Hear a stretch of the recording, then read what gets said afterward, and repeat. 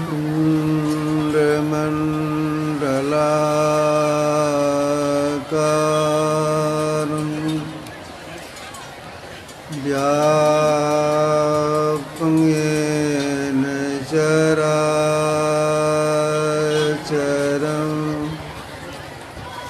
तत्पदं दर्शितं तस्मै श्रीगुरुवे नमः। नमो नमो सद्गुरु नमो जासमको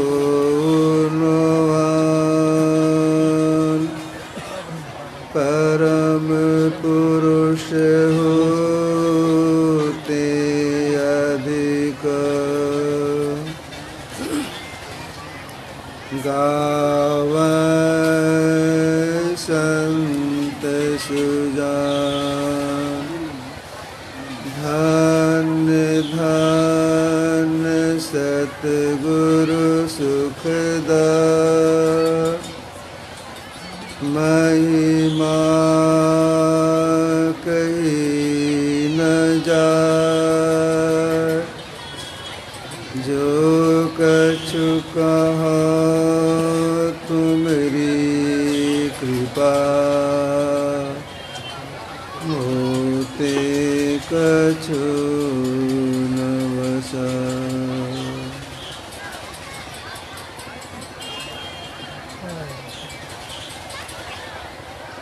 सम्माननीय साधु समाजे,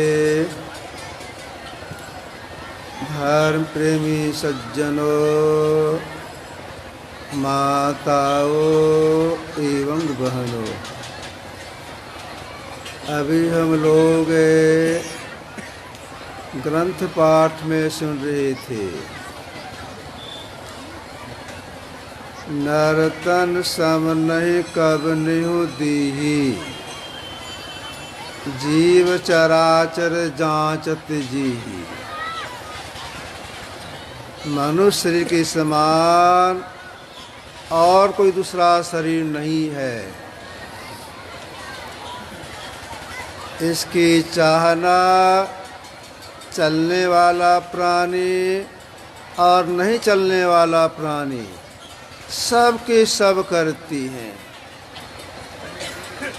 अब विचारने विषय यह है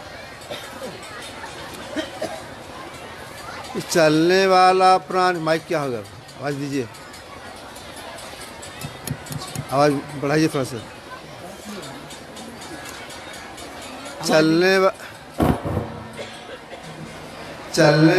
उतना बेसी मत कीजिए।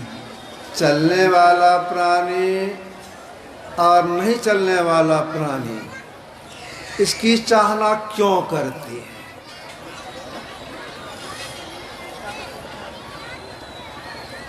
देखिए, इसकी चाहना क्यों करती है। यह जो हम लोगों का शरीर है, जो 5 तत्वों अर्थात धातुओं से निर्मित है। मिट्टी, पानी, अग्नि, हवा, आकाश, ये 5 तत्व हो गए। रस, रक्त, मांस, मेद, मज्जा, अस्थि, वीर्य, ये 7 धातु हो गए। यह जो हम लोगों का शरीर है बड़ा विलक्षण है। महापुरुष का वचन है, ब्रह्मांड लक्षणम सर्वदेह मध्य विवसितम साकार नश्यति निराकारो न नश्यति। इस शरीर में संपूर्ण ब्रह्मांड है, जिसमें साकार का नाश होता है, निराकार का नाश नहीं होता है। संपूर्ण ब्रह्मांड, करोड़ों ब्रह्मांड हैं, और करोड़ों ब्रह्मांडों में जितनी देव और देवियां हैं सब इस शरीर के अंदर है। इसीलिए चलने वाला प्राणी, नहीं चलने वाला प्राणी उसकी चाहना करती है ऐसा विलक्षण शरीर हमको मिले।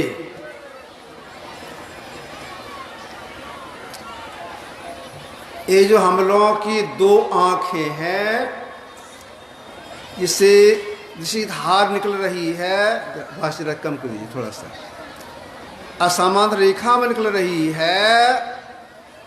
अगर कोई दोनों धारों को अंतर साधना के द्वारा एक कर ले, मतलब मिला ले, तो क्या हो जाएगा? सार पापे प्रमुच्यते, सृष्टि का जितने पाप हो गए हैं सब का नाश हो जाएगा। इसीलिए चलने वाला प्राणी, नहीं चलने वाला प्राणी इसकी चाहना करती है।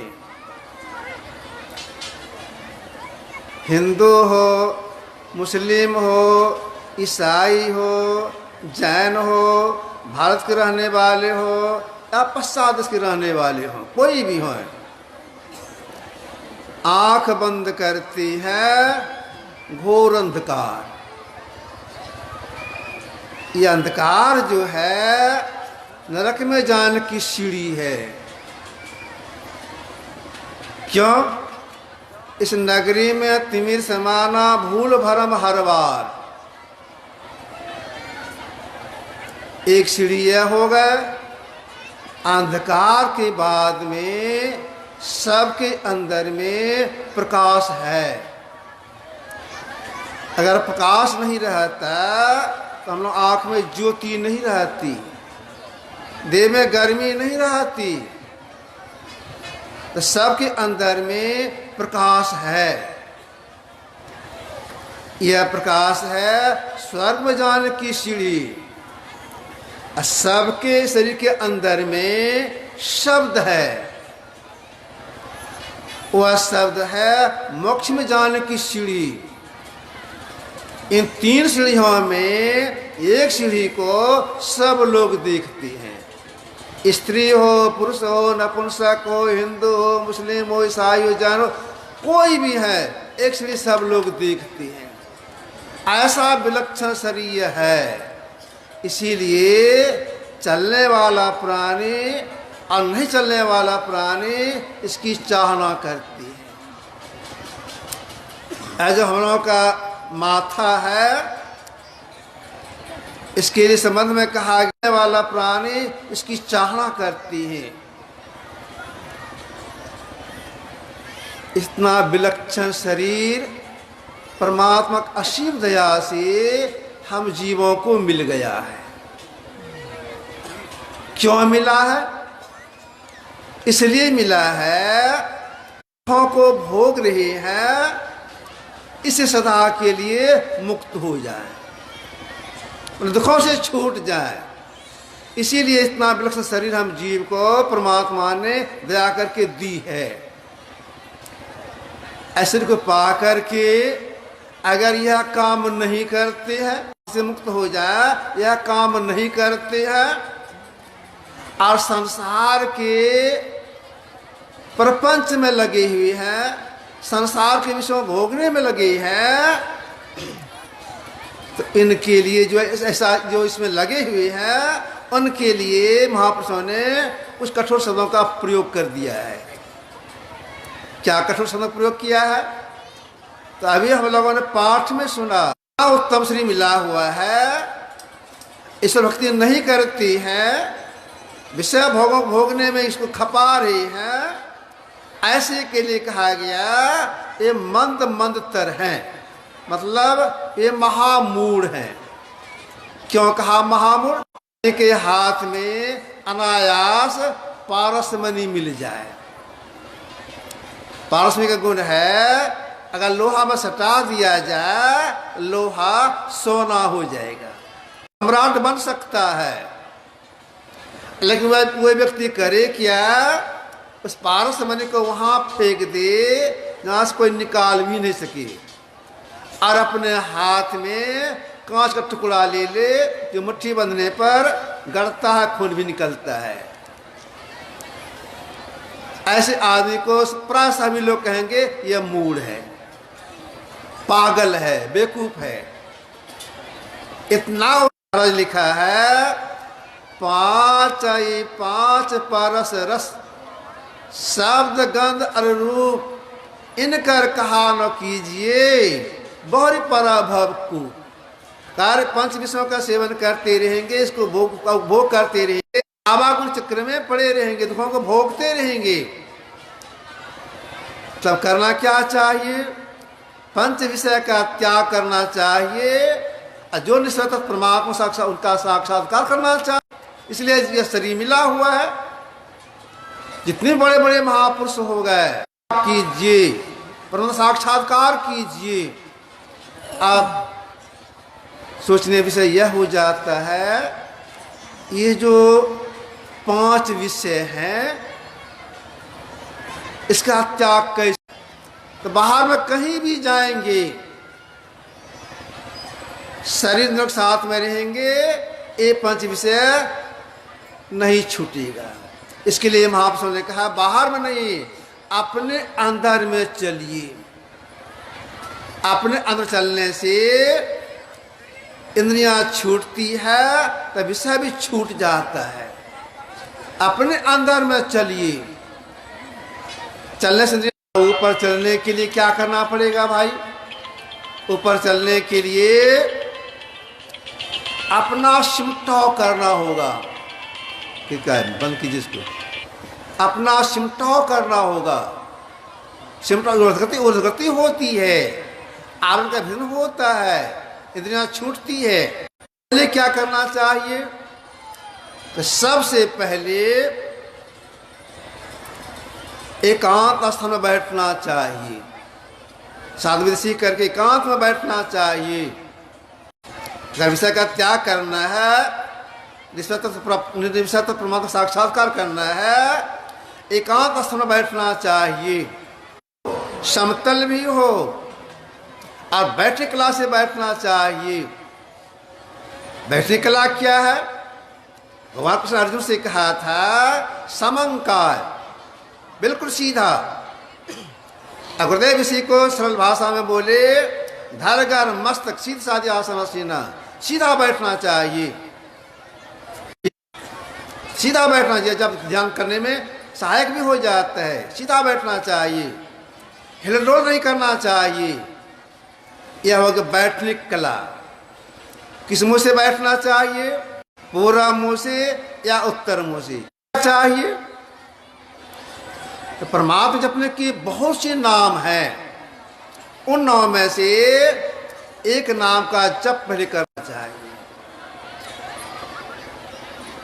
अगर मन भाग जाए, लौटा के जप लगा देना चाहिए। फिर भाग जाए, लौटा के जप लगा देना चाहिए। विषय की ओर इसका कारण है। क्या कारण है? कारण यह है, सृष्टि काल से हम जीव शरीर धारण करते छोड़ते आ रहे हैं। अनेकों शरीरों को धारण किए और छोड़े। जिन शरीरों में गए, चित्त अहंकार साथ में था, अभी वही मन चित्त अहंकार साथ में है। जब तो शरीर धारण करते रहेंगे, इस साथ में रहेगा। जो कर्म किए, सारा संस्कार पड़ा हुआ है। यही कारण है कि मन विषय की ओर भागता है। तब करना क्या चाहिए? यहीं पर साधक को, कल्याण चाहने वालों को पुरुषार्थ करना पड़ता है। भागे, उसी से लौटा के जब लगा देना चाहिए। यही है पुरुषार्थ, विलंब नहीं करना चाहिए। जो पुरुषार्थ में हार जाते हैं, उन्हें सफलता नहीं करना चाहिए, पुरुषार्थ करना चाहिए। तो जैसे मन जप को छोड़ के भागे, तो जप लगा देना चाहिए। तो देखिए, मन बहुत चंचल है। ऐसे मन को थका करना, जप करने के लिए महापुरुषों ने कहा। तो हम लोगों को यह प्रयास रहे कि मन जैसे जप को छोड़ के भागे, उसी से लौटा जप लगा देना चाहिए। अगर केवल जप ही करते रहे कि परम साक्षात नहीं होगा। जप करने से हृदय शुद्धि होती है, एक इंद्रियां रहती है। जब इंद्रियां रहती है तो विषय भी रहता है। तो महापुरुषों का कहना है जप करने के बाद मानस ध्यान करो, जिनका ध्यान करने के लिए बता दें उनके रूप का ध्यान करना चाहिए। श्रद्धा कैसी हो? श्रद्धा ऐसी हो जिनका हम ध्यान करते हैं ये परमात्मा के सगुण साकार रूप हैं, यह श्रद्धा होनी चाहिए। इसके बाद निकल रही है, एक करना चाहिए। अगर कोई एक कर लेते हैं, सटा लेते हैं, जोड़ लेते हैं, परिणाम क्या होता है? तो जैसे दिशाधार सटती है, याद रखिएगा, जिस दिशा सटती है उसी क्षण पैर, मुंह, लिंग, गुदा, आंख, कान, नाक, जीभ, ये 5 कर्मेंद्रियां, 5 इंद्रियां की छूट जाती है। दस छूटने से पंच विषय को अगर समास रूप में लिया जाए तो विषय 2 ही होते हैं, स्थूल विषय और सूक्ष्म विषय। स्थूल विषय किसको कहेंगे, सूक्ष्म विषय किसको कहेंगे?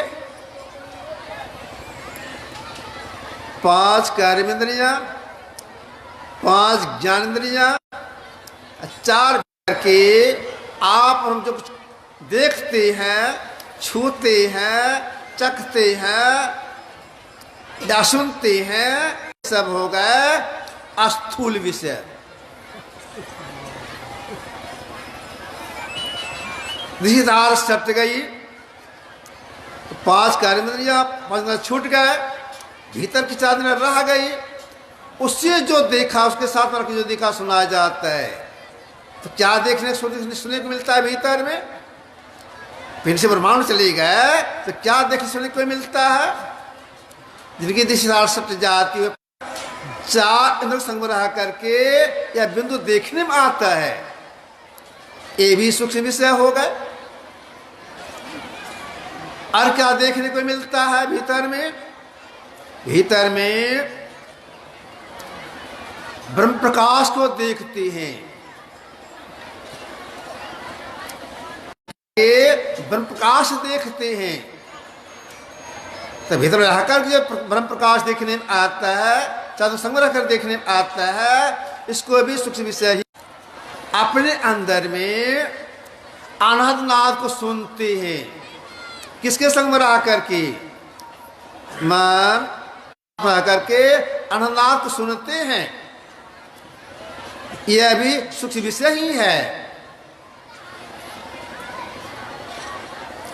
यह भी छूट जाए तब जीव का परम कल्याण।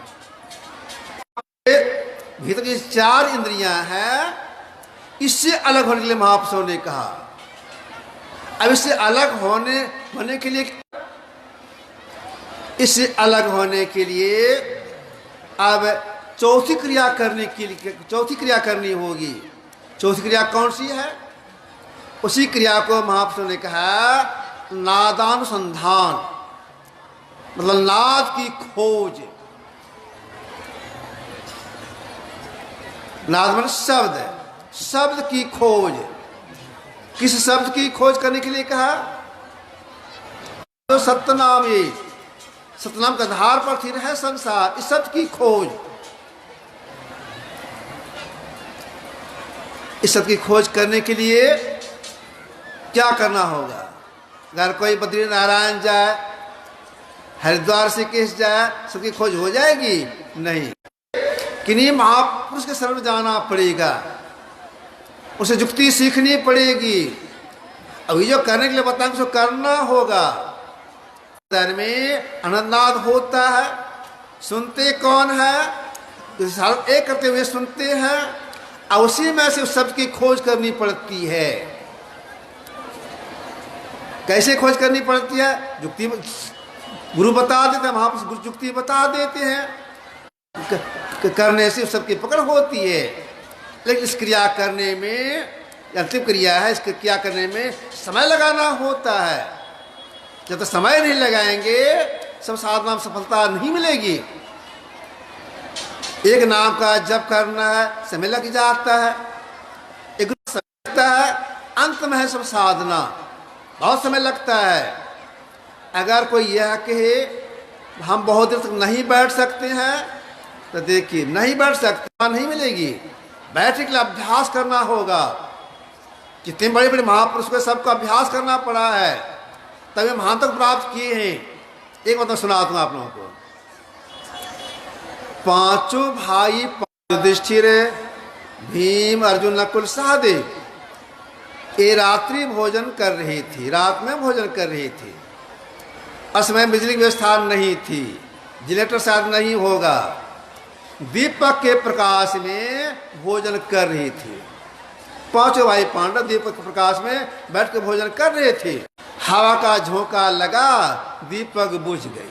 सबकी सोच अलग अलग होती है। अर्जुन सोचने लग गए, दीपक बुझ गई, अब मेरा दाहिना हाथ थाली में जाता है, पकड़ता है और सीधे मुंह में घुसा देता है, नाक में नहीं सटता है, मुंह में घुसा देता अनाज को। यह कैसे हो जाता है? स्फुरना हुई, अरे यह हाथ का अभ्यास है, अन्न को लेना मुंह में घुसाना, अभ्यास का प्रतिफल यह है, हाथ का अभ्यास है। अर्जुन सोने के लिए नहीं गए, अपना धनुष बांध लिए और चले गए मैदान में, चले गए। अब बाण विद्या चलाने का अभ्यास करने लग गए। रात में अभ्यास करती थी, अभ्यास करते करते सबसे आगे निकल गए। किससे सीखते थे बाण विद्या? द्रोणाचार्य से। 100 भाई कौरव विद्या सीखते थे द्रोणाचार्य से। द्रोणाचार्य के मन में हुआ, हम तो बाण विद्या सिखाते हैं, अब परीक्षा लेनी चाहिए। तो क्या किए द्रोणाचार्य? एक काठ का गिद्ध बनवाई। गिद्ध को किसी के द्वारा एक जंगल में जाकर के गाछ के ऊपर तो भाइयों को वहां ले गए, एक निशाना की जगह बनाई। समूह से बोले देखो यह निशाना है, अब मैं जिसको तीर छोड़ने की कहूँगा वही छोड़ना, जब तक कहूँगा तब छोड़ना। सबसे पहले रखे निशाने का स्थान पर महाराज युधिष्ठिर को पूछते हैं, क्या देखते हो? सामने क्या देखते हो? जो चिड़िया है उसके आंख में निशाना मारना है। युधिष्ठिर ने कहा, गुरुदेव मैं वृक्ष को देखता हूँ, वृक्ष की डालियों को देखता हूँ, पत्तों को देखता हूँ, चिड़िया को भी देखता हूँ। कहा हट जाओ, तुमसे नहीं होगा। तब उस जगह पर रखे दुर्योधन को उसे यही बात पूछते हैं। इन्होंने यही कहा, मैं वृक्ष को देखता हूँ, डालियों को देखता हूँ, पत्तों को देखता हूँ, चिड़िया को देखता हूँ। कहा हट जाओ। इसलिए 104 भाई छट गए। अंत उस जगह पर रखे द्रोणाचार्य अर्जुन को, का सामने देखो। तब पूछते हैं द्रोणाचार्य, क्या देखते हो? किससे पूछे? अर्जुन से। क्या देखते हो? अर्जुन ने कहा, गुरुदेव मैं केवल चिड़िया के सिर को देखता हूँ और कुछ नहीं देखता हूँ। तो फिर तत्काल बोल दिए, मैं चिड़िया की आँख को देखता हूँ, कुछ नहीं दिखाई पड़ता है। ठीक है छोड़ो। तीर छोड़े, तीर सीधा चला, गिद्ध के आँख में लगा। अब देखिए उनकी दृष्टि कितनी सिमटी हुई थी, इसके लिए उनका अभ्यास करना पड़ा था। उसी तरह से अभ्यास करना चाहिए, पड़ेगा। जब समय नहीं लगाएंगे सफलता नहीं मिलेगी। बहुत समय लगता है जनाब करने में, जितने बड़े बड़े महापुरुष सबको अभ्यास करने में समय लगाना पड़ा है। लगभग यही समय होगा। कुप्पा आश्रम गुरुदेव विराजमान थे, लेटे हुए थे, मैं बगल में खड़ा था। हमको सुनाने लग गए, मुरादाबाद में रहती थी, ये बड़े कड़े मिजाज की थी। मैं साल को एक बार कोई 2 बार उनके दर्शन के लिए जाता था। एक 3-4 दिन रहने का मौका लगा। इसी दरमियान बाबा साहब क्या किए, मेरे टहने हाथी को ले गए अपने चूतड़ के पास में। मेरे मन में बात आई, ऐसा क्यों कर रहे हैं? इस मन में आके ऐसा क्यों कर रहे हैं? बाबा साहब क्या किए, मेरे तरथी को अपने चूतड़ में सटा दिए। इसके बाद पूछे हमसे, लाला या कुछ देखते हो? तो मैंने टोके कहा, ठेला हो गया है। तब बाबा साहब बोले, लाला मैं ध्यान कर इतना बैठा कि ठेला हो गया। तब बैठे चूत तो निकले सूत। अब देख के ऐसे महापुरुष को इतना बैठना पड़ा कि चूत और ठेला हो गया था। तो हम लोगों को अभ्यास करने में देर तक बैठने का प्रयास करना चाहिए। जब तक देर तक बैठेंगे नहीं, मन का चक्र बंद को शांत करने के लिए देर तक बैठना ही पड़ेगा, तब मन का चक्र बंद होगा। तो देर तक बैठने का प्रयास करना चाहिए। बैठ के क्या करना चाहिए? तो जो गुरु बताए उसको करना चाहिए, क्रम से करना चाहिए। एक नाम का जप करेंगे, सब साधना करने का प्रयास करेंगे। सब साधना करने में क्या होता है? सब साधना करने में अगर सफलता मिल जाती है तो एक शब्द की प्राप्ति होती है। एक शब्द से मतलब सार शब्द। सार शब्द जिसको प्राप्त हो जाता है, जिस संसार 4 इंद्रियां जीव का संग छोड़ देती है, तब सूक्ष्म विषय भी उसका छूट जाता है, तब उसी का परम कल्याण हो जाता है। इन कामों में सफलता मिल जाए और हम जी का परम कल्याण हो जाए, इसलिए इतने बड़े बड़े महापुरुष हो गए, सबका कहना है भाई परम सुखी में बनाना चाहती हैं, सदाचार, शिष्टाचार, सुचाचार का पालन करना होगा। सदाचार में 5 पाप का त्याग, झूठ, चोरी, झूठ नहीं बोलने का प्रयास करना चाहिए, चोरी नहीं करनी चाहिए, नशाओं का सेवन नहीं करना चाहिए। पर सभी लोग जानते हैं नशाओं में शराब नहीं पीना चाहिए, हिंसा नहीं करनी चाहिए। हिंसा मतलब खामखा किसी को नहीं मारना चाहिए। हिंसक एक ही नहीं होते, हिंसक 8 होते हैं। समा को समान पाप लगता है। 8 हिंसक कौन कौन होते हैं? इस गाय को मारो, इस भैंसा को मारो, इस बतख को मारो, इस कबूतर को मारो आदि। मार्ग आज्ञा प्रदान करने वाला, मारने वाला, मांस टुकड़ा करने वाला, खरीदने वाली, परोसने वाला या परोसने वाली, 8 खाने वाली, ये 8 समान हिंसक हैं, समान हिंसा का पाप लगने वाला। 8 में एक भी न होने पर ऐसा प्रयास रहे। जो मांसाहारी होती है उनका यह लोक परलोक दोनों भ्रष्ट हो जाता है। तो अभी तो मनुष्य शरीर में है, शरीर छूटने के बाद उस जीव को जो प्राणी मांस खाने वाला है उस शरीर में जाना पड़ता है।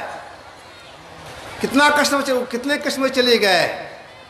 इसलिए मांस भक्षण नहीं करना चाहिए, उसका आहार नहीं है। अगर मांस खाते रहेंगे, भावना लगी रही। एक बात मैं सुनाता हूँ आप लोगों को। पंजाब में एक कुछ कोटि के संत हो गए, गुरु नानक साहब के पास बहुत लोग आते जाते रहा, लंगर चलते रहता था। एक वयोवृद्ध व्यक्ति उनके पास आए, लाठी के सहारे आए, कमर झुका हुआ लाठी के सहारे आए।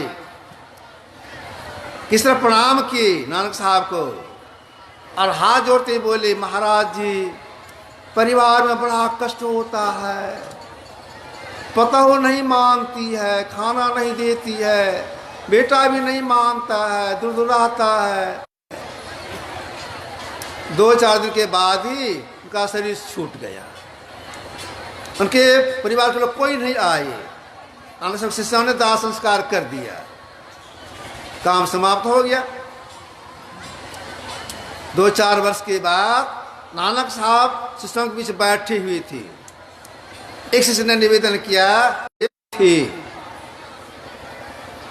घर से उब कर आए थे, 2-4 दिन यहाँ रहे, उनका शरीर शांत हो गया, इसका दाह संस्कार हम लोग किए। वह जीव कहाँ जाके जन्म लिया है?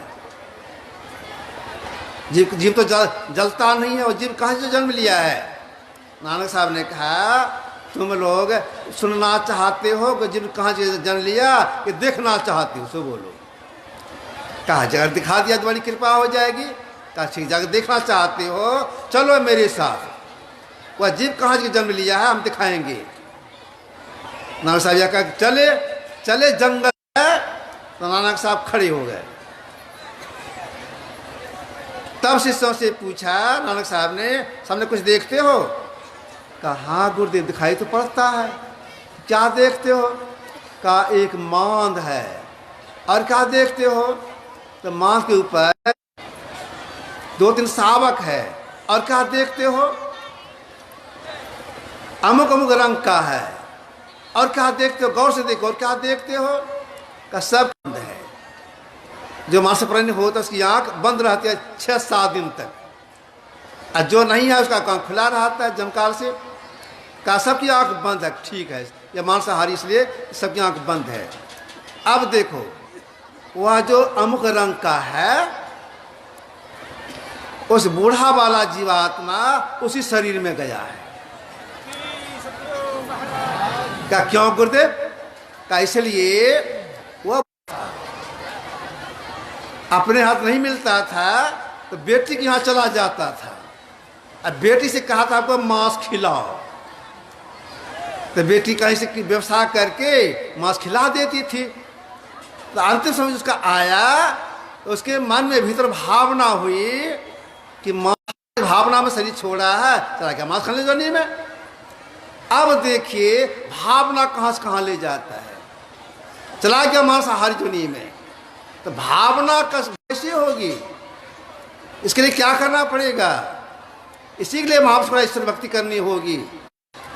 जैसे देखिए अभी हम लोग सत्संग कर रहे हैं, आरती होगी, चलो अपने डेरी कोट चलेंगे, थोड़ी दूर जाएंगे तब याद पड़ेगी जहाँ बैठे थे वहीं पर आएंगे अपना सामान लेने के लिए। क्यों? वासना उसमें है, मोबाइल में या गमछी में। उसी तरह से जीव को आना पड़ता है। अगर वासना लगी रही मांस खाने में, मछली जोनी में चले जाएंगे। मछली खाने की जो वासना लगी रही बगला शरीर में चले जाएंगे। इस बात समाप्ति होगी कैसे? इसलिए महापुरुषों का भक्ति करनी होगी, अंतर साधना करनी पड़ेगी। राम भजन बिनु मिठाई की कामा, थल विहीन तर कभू की जामा। किसी के बिना वृक्ष नहीं होता। अगर कोई अपना परम कल्याण चाहते हैं तो राम की परम भक्ति करनी पड़ेगी, अल्लाह खुदा भक्ति करनी पड़ेगी, तो साधना करनी पड़ेगी। तो अंतर साधना करने में बल प्राप्त होता है पंच पाप के त्याग से। चाहिए सनिकन विचार नहीं करना चाहिए। अगर कोई यह सोचे कि जब ऐसी बात है कि पंच पाप का त्याग करेंगे तो हम साधना में सहाय बल मिल जाएगा, हम सफल हो जाएंगे, तो हम पंच पाप का त्याग पहले करेंगे, तो होगा? नहीं होगा। अगर कोई यह सोचे हम तैरना सीखना चाहते हैं, तैरना नहीं जानते हैं, अब यह सोचे पहले हम तैरना सीख लेंगे तब नदी में घुसेंगे, होगा? नहीं होगा। तैरने के सीखना है तो नदी में घुसना पड़ेगा। इसी तरह से ईश्वर भक्ति करने से सदाचार पालन करने में शक्ति आ जाती है। जितनी मात्रा में सदाचार पालन करेंगे उतनी मात्रा में ईश्वर भक्ति करने की शक्ति आ जाएगी। दोनों का संबंध है। जैसे देखिए हम लोग भोजन करते हैं, स्वाद लगता है, हाथ में फूल लेते हैं, नाक के पास ले जाते हैं, सुगंध लगता है। मौसम के अनुसार केला खाते हैं, सेब खाते हैं, अंगूर खाते हैं, मीठा लगता है। अगर कोई यह सोचे भोजन कर दें, भोजन शाम को अलग कर दें, कर सकेंगे? नहीं कर सकेंगे। मान लीजिए अपने हाथ में ले लिए गुलाब का फूल, उसमें सुगंध है, चाहे कि गुलाब को अलग कर दें, सुगंध को अलग कर दें, कर सकेंगे? नहीं कर सकेंगे। केला खाते मीठा है, करेंगे? नहीं कर सकेंगे। तो जितना संबंध है भोजन में स्वाद का, जितना संबंध है फल में मिठास का, जितना है इतना संबंध स्वभक्ति और सदाचार का है। इसलिए अगर कोई साधना में उन्नति करना चाहती है तो सदाचार का पालन करें, पंच पाप का त्याग करें। इसके बाद है शिष्टाचार, बड़ों को प्रणाम करना, यह शिष्टाचार। अपने बड़ों की सेवा करना, यह शिष्टाचार। जो अपने से बड़ों को प्रणाम करती हैं, उनकी सेवा करती हैं, इनकी ये 4 वस्तुएं बढ़ती हैं, स्वभाव 4 वस्तुएं बढ़ जाती हैं। आयु, विद्या, तो बड़ों का सम्मान करना चाहिए। इसके बाद है शुच्याचार, सफाई, बाहर की सफाई और भीतर की सफाई पालन करती हैं। सदाचार, शिष्टाचार, शुच्याचार का तो अंत साध करने में सहायता मिलती है। तो तीनों का पालन करने का प्रयास करना चाहिए। देखिए, और अगर कोई साधना तरक्की करना चाहती है, अपने कल्याण करना चाहती है, स्तुति, प्रार्थना, उपासना, ये तीनों के साथ रखना पड़ता है। तीन का संबंध है, तीन का संबंध है। गिजबिज मत कीजिए, तीनों का संबंध है। स्तुति किस तरह से? अगर कोई अपना अंतराकाश उड़ान भरना चाहते हैं, तीनों को लेना होगा। जैसे एक चिड़िया है, चिड़िया को आकाश उड़ने के लिए पाँख, डेना, पाँव तीनों चाहिए। मान लीजिए कोई कबूतर है, पाँव को कुछ नहीं करें, एक पैर तोड़ दें, उड़ नहीं सकेगा। एक डेना को मोड़ तोड़ दें, उड़ नहीं सकेगा। तो जैसे एक चिड़िया को उड़ने के लिए पाँख, डेना, पाँव 3 की आवश्यकता पड़ती है, ठीक से अंतराकाश में उड़ान भरने के लिए ये 3 हैं। स्तुति, प्रार्थना और उपासना, यह सबको करना चाहिए और समय पर करना चाहिए। स्तुति करने से स्तुति करना, बड़प्पन करना, प्रार्थना में मांग, उपासना नजदीकी अंतरंग से प्राप्त होता है। जैसे मिट्टी से अनेक प्रकार के खनिज पदार्थ की प्राप्ति होती है, मिट्टी से ही जल की प्राप्ति होती है, मिट्टी से ही बहुत तरह का अन्न हम लोगों को प्राप्त होता है, मिट्टी से जल मिलता है। इसी तरह से सत्संग करने से, बाहरी सत्संग करने से अनेक प्रकार के आध्यात्मिक ज्ञान और भौतिक प्राप्ति होती है। ज्ञान, यह जो सत्संग हो रहा है, इसको महापुरुष का संस्कार जिनको मोक्ष की ओर ले जाता है। तो कल और आज ये सत्संग हुआ, यह ज्ञान जग, इस ज्ञान जग में जो कुछ सहयोग प्रदान किए हैं, किसी भी तरह से तन से, मन से, धन से, वचन से बहुत पुण्य का संचय किए हैं। फिर भी मैं उपदेश प्रार्थना करता हूँ